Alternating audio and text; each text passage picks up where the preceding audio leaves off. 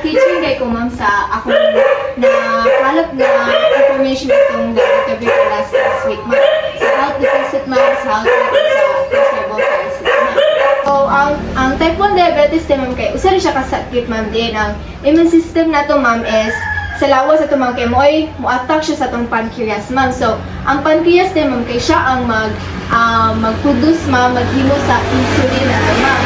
Which is kanang tungod ma'am kung kulang or wala tay insulin sa itong lawas ma'am, dili siya kanang makulangan na itong insulin sa itong lawas ma'am. So, muna mo-attack sila sa pancreas ma'am. Dili makaproduce og insulin ang pancreas ma'am. So, kung importante ang insulin ma'am, kaya mo ang mutabang aron makasulod bitaw nga atong gikaon bitaw nga sugar ma'am sa cell ma'am sa tong lawas para maghimo siya og energy ma'am. So kung dili tungod ani ma'am kung sa katong blood sugar ma'am, so meaning ana ma'am is kulang ang insulin sa atong lawas ma'am, mo na magdala og peligro ma'am or complication siya ma'am. So pananitan ma'am kay para mas masabtan jud ma'am kay ang insulin day ma'am kay mura siya og yabi bitaw siya ma'am sa portahan ma'am. So pag mura siya kanang pag abrihan na to portahan ma'am is musulod ta. Tas musulod tong ang sugar ma'am sa tong lawas ma'am. Kung wala yawi ma'am, kung wala insulin ma'am, dili siya musulod ma'am. Mo nang magka-diabetes ma'am mo taas ang blood sugar ma'am.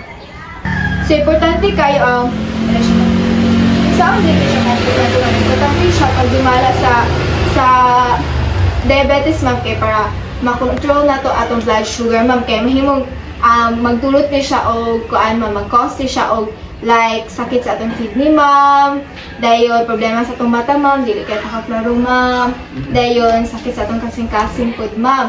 So kung sakto mo pag-atiman ma'am pero sama sa pag-permi og check sa blood sugar ma'am, pag-exercise ma'am o pagkaon og mga healthy foods ma'am. So kasagaran hinungdan jud sa type 1 diabetes ma'am is kato ma'am pag-atake sa immune system sa atong pancreas ma'am kay ang pancreas siya ang mag-produce maghimo sa insulin ma'am. So kung maatakehan ang pancreas ma'am, dili siya makagawa sa insulin ma'am, mo nang mo taas ang blood sugar ma'am. So tugod ani ma'am kay dili siya makahibo og ang insulin sa atong lawas. So kung walay insulin ma'am or gamay ang na-produce ma'am, musaka jud atong dugo ay atong sugar ma'am. So dili makasud ang cell sa atong lawas mo lang gamay atong energy ma'am. So mahimo pud nga adunay kinalaman ni siya sa family history ma'am, like genetics ma'am og naay mga like sa father side ba o sa mother side ma'am. So pasabot ani ma'am kung adunay paryente ma'am nga adunay diabetes anak ma'am is posible pud nga kana mahimo pud kani siyang atawo kay naa magka-diabetes ma'am kay genetics mo siya or family history ma'am.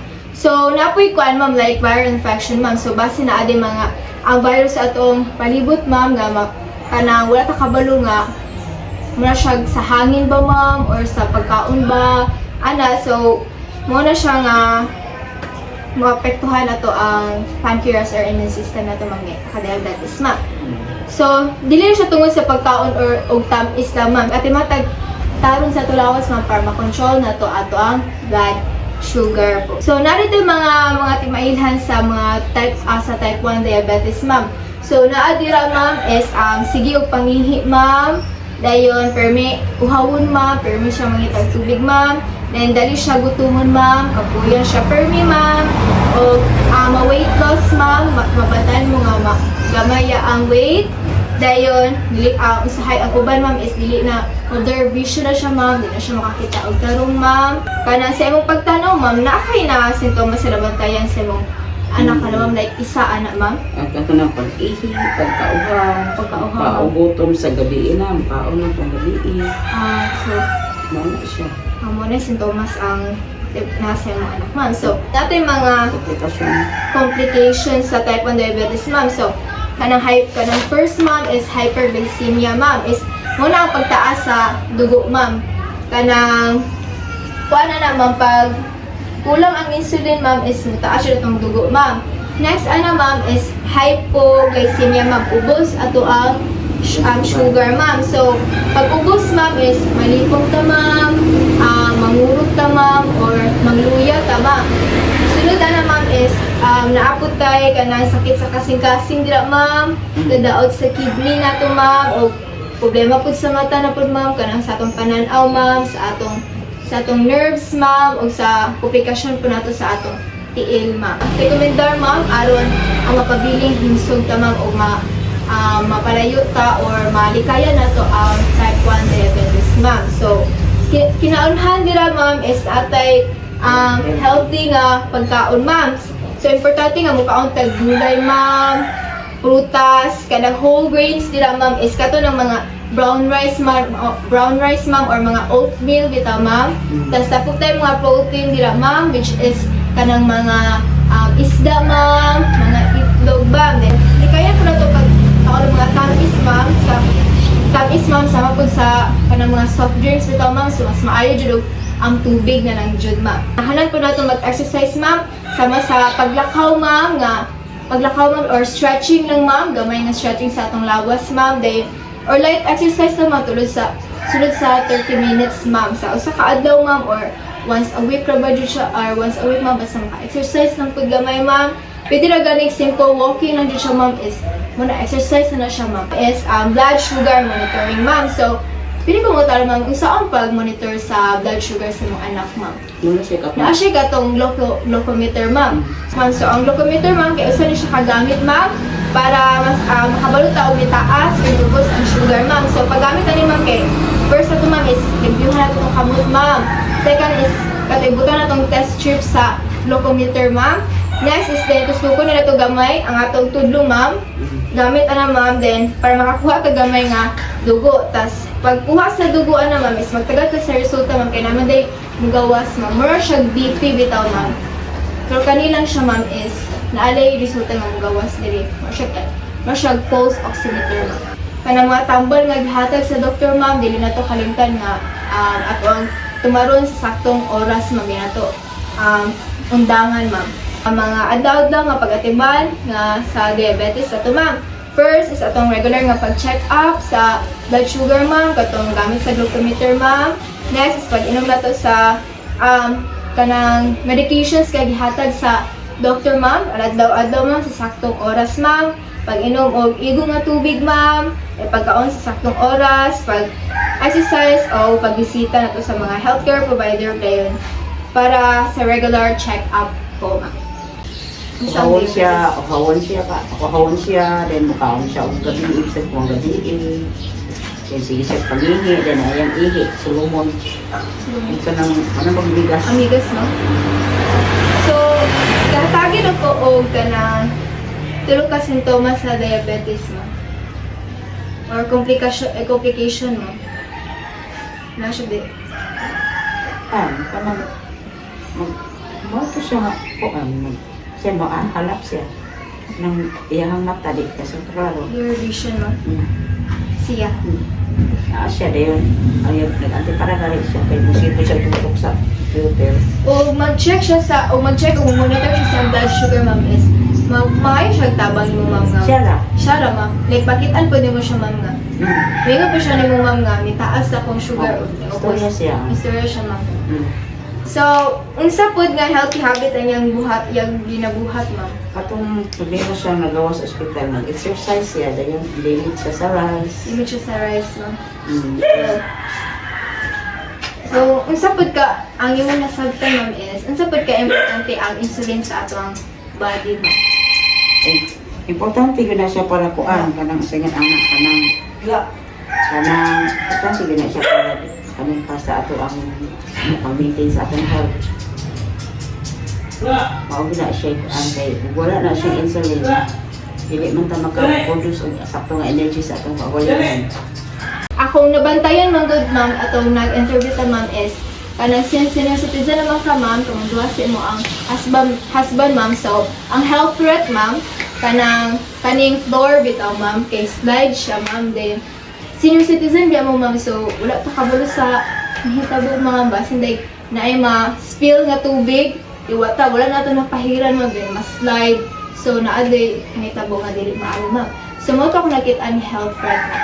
So, unsa di ang dandog nga tile sa salong ma'am? So, ang dandog nga tile ma'am is mahimo peligro dyan ni ma'am siya basa ma'am, di adunay like walita dito sa kitchen ma'am kada na ay sabon nga mayabu ba dira or like magtulo dayon mga mantika or mga tubig nga na spill. So kasagaran makita ni siya ma'am sa banyo kato sa kusina ma'am or sa hallway diri ma'am or dapit nga permi kanang mabasa ma'am kanang yeah. Kung dili na ito mabantayan ma'am is mahimong hinungdan ni siya sa like ma-slide dayon pagkahulog ma'am nga pag mahulog ma'am is like magbasin mapiang ma'am or mag-spray mabali ang bukog ma'am tas like samad ba ma'am or pag sa nabundak sa ulo ma'am is like grabe na dyan na siya ma'am kay murag hotdog na siya. Importansya na to sa paglimpyo sa atong palibot ma'am para malikay na to ang magka-slide ma'am. So kung kita ma'am magilabay sa bayan maluwas yun na tong pamilya ma'am tas malikayan ng kadaot nga or mga dili maayong panghitabo o maprotektahan na to ma'am atong kaugalingan ma'am especially ma'am kay senior citizen mo ma'am. So aron malikayan na tong aksidente ma'am tungod sa dalog sa salog ma'am importante na to ga kana perming uga og limpyo ang floor ma'am kana aron dili madula sa katao ma'am kung adunay basa jud ma'am is maayo but nga jud na siya og ay pag sa mga fast food nga restaurant ma'am is but nga jud nila og sign ma'am nga karato lang nga warning kanang slippery na siya nga floor so dili siya palakwan maayong but nga pag dito sa restaurant pag diri ma'am is maayo na tong atong paubron or atong trapuhan dayon siya ma'am. So importante sab nato ma'am tuduan po nato ma'am nga since senior citizen mo ka ma'am is maglakaw ka og like mampingon ma'am pag sa naibasa ma'am basta mag-mop ka sa floor ma'am is maglakaw lang ta o kanang mag-amping ka sa paglakaw ma'am kay kabulis sa mahitabo ma'am. Next is kinahanglan po nato ma'am nga i-check po nato ang balay ma'am if abel magtulo ma'am mabasit nakakablo nga nagtulo siya dira din basin dira at naay mas slide dira nga tawo ma'am. So next ma'am is labaw sa tanan ma'am is mahimong responsable pud ma'am sa ingon na to tong pamilya ma'am nga magresponsable pud ta ma'am if natin Ayaw ato sa kwas. if natin makita nga basta ma'am ato rin siyang trapuhan ma'am. Mga sayon nga safety practices nato ma'am para malikaya na to ang pagka-slide ma'am. So karon ang tanaw na to nga safety mga maayo ma'am. So next first ma'am is perming pahira na to ang basa kang salug ma'am kay kanina ma'am. Paglakaw og hinay lang ma'am dili na ta mo pastos kay since paan man senior citizen naman po ta ma'am o di na to pasagdaan nga naay gakalat nga things sa hallway ma'am para basin na mga jolins ba dira ma'am or like mga og naay bata ma'am is na mga dulaan di ta kablo nga gagmay nga dulaan dira ta ma-slide ma'am. So gamit po tag madili danlog nga banig ma'am like rugs ma'am then bantayan po nato ang siguro na to ma'am nga pag gabi ma'am is kanang palo mo dyan ng suga ma'am so siguro na to may saktong suga pito ma'am kay kabalo ma'am nga naay magturo nga tubig dira ma'am then naay ma-slide ma'am. Kalo ba mga tanong kung gamay mama so unsa ang tulo ka hinundan nga ma'am nga nung magdadlok ang salog ma'am? Basa. Basa. Mabasa. Matuluan ang tubig. So then unsa inyong buhaton ma'am kung naay tubig di ara ma'am? Trapuhan siya. Malang. Ako. Okay ma'am, so ano importante ma'am pag-limpyo sa ating salog ma'am o naay tubig ma'am? Para malikayan ang mga sakuna, mga disgrasya, pagkaligi. Since akong nabantayan ay nakalapon information ato ma'am nga naakay kerosene ma'am, kay gasol ma'am, then naapoy mga electrical hazards or mga outlet dira ma'am, muna akong gibutan diri nga topic ma'am. And mas ay common pud siya ma'am ba. Karon is magsugot ta sa sunog o fire safety sa atong balay ma'am para malikayan nato ang peligro nga sunog o maprotektahan nato ato ang pamilya ma'am. So usa di ang sunog sa panimalay ma'am. So ang sunog din sa panimalay ma'am is mo ni ang like nilauman ito nga dili ta mag-expect nga mahitabo ni siya ma'am kay basin dahil kanang mahimong magsugod din siya sulod sa balay ma'am. Delikado kini kay mahimong kadaot sa tubalay, mapasakit or mahimong hinungdan sa kamatayan ma'am. So kasagaran hinungdan sa sunog ma'am is kanang mga electrical wiring ma'am, basin dahil na i-damage nila ma'am nga ikit-kit ba sa like mga balagtok ma'am dahil na kung ano dahil siya mong kanang paggamit ma'am is di spark when you buto siya ma'am, tas naatay ang gas dila ma'am basin nag-leak ma'am or wala na tarong usara ma'am. Dayon ang kandila ma'am kanang palitan og brand out ma'am, then wala na palong siya ba ma'am, then doon sa cortina ma'am, so bali hazard na din siya ma'am kay ma'am piniglo na siya sa sunog ma'am. Dayon o pagluto nga dili magbantay ma'am. So sa inyong balay ma'am, sa mga posible nga mahimong hinundan sa sunog ari mahimong na observe din sa inyong balay ma'am. Katong sa diya, katang katol. Sa katol ma'am, Kana bang para sa mosquito yes. killer.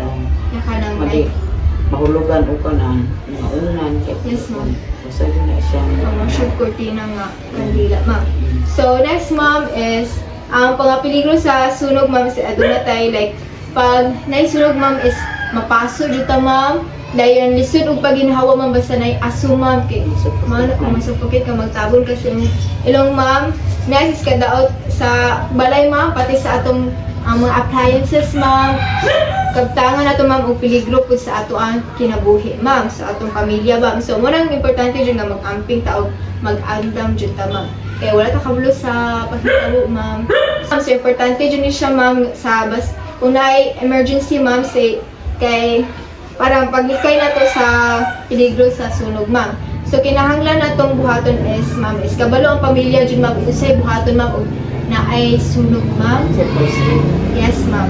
Dayon naapod mo yung mga emergency contacts ma'am sa ma'am then o dili pud kanang okay na magpud ang pag mugawas dili mo kanang dili magduot bitaw pag mugawas sa door ma'am. So okay ra ma'am sa paggawas mo adunay sunog ma'am. So napod tay mga simple nga fire safety practices para malikayan ang sunog sa balay ma'am. So first ma'am is i-unplug jud nato ang appliances sa to ma'am kung dili gamiton ma'am if or mulakaw ta ma'am. Ang uban ma'am is palungon jud ang plangka bitaw ma'am pag mo travel sila sa layo nga lugar ma'am kay palungon ang plangka ma'am kay kana lagi ma'am base na kuan may peligro sa sunog ma'am. So next is kanunay po nato i-check ang electrical cords ma'am kato pag ang balagtok ma'am base dikit-kit na ang cords or like mga wirings dila ma'am din atong gigamit day spark tas kuan siya ma'am push. Next ma'am is andamon po nato kato ma'am andamon na listahan sa emergency contacts ma'am ug i-store po nato tarong ato ang gasolina ma'am o ipalayo po nato og ang mga posporo ma'am og lighter ma'am og naay bata di ari mga like magdula ma'am palayo jud nato ang mga posporo lighter kay curious mo guna sila ma'am din nang gamiton yung isa ka bulong na peligro na dito siya ma'am. So kung naay sunog ma'am is naatay mutawag dito sa kuan dira ma'am PFP ug sa nakoy gibutang nga kuan diri ma'am kanang contacts ma'am natay smart globe dara ma'am dili sa dapita din siya ma'am ako dili to tawag mo emergency contact. So para masabtan nila ito ma'am kung saan tulog hinundan sa sunog ma'am. Kana sa faulty wiring, kana sa gasol, Valencia, may mga kuskuro, mga baga. So unsa ang ibuhatan natin ma'am kung hindi na ito gamitin ng appliances na ito ma'am? Unplug. Unplug yun na ito siya ma'am. Unplug. Okay ma'am, so unsa ang emergency number nga itong tawagan ma'am kung naan na sunog ma'am?